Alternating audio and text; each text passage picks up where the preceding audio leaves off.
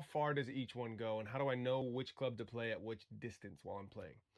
Well, there's three ways that I kind of measure this out. And in my experience, we're going to go through the most ideal setup. So let's start with the most ideal. This is what you want to do when you want to figure out how far does this club go? How far do my whole bag of golf clubs go, so that I can be very precise when I'm out playing golf. You want to find a driving range, ideally an outdoor driving range where you can watch the ball fly, and it has markers. There's flags or there's little signs on the driving range that say how far that distance is. Usually there's like a little flyer or a little guide, a little map, a little key, if you will, of how far each thing is. The red flag is 97 yards, the white flag is 150 yards, and so on.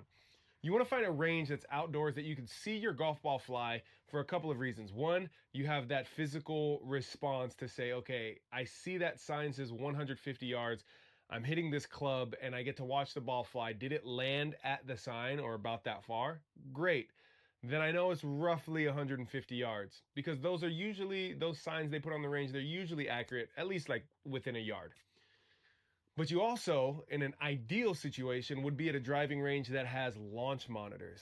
Now, when it comes to how far total it goes, I don't really look at the total distance. I just look at the carry distance. And the reason is everything changes depending on the setting that you're hitting golf balls in. So you have the redundancy, you have the outdoor, the markings, all that stuff, as well as the launch monitor, and you can work through your whole bag of clubs. I go from the shortest club to the longest. So I go from wedge all the way up to driver, and then I'll just see, okay, I'll hit, call it 10 balls per club. That'll give me a rough idea. I'll have an average and I'll just go based off of the average. That's how far I hit my 9-iron. That's how far I hit my 7-iron. That's how far I hit my 2-iron, and so on. So that's an ideal setting, outdoor range and launch monitor.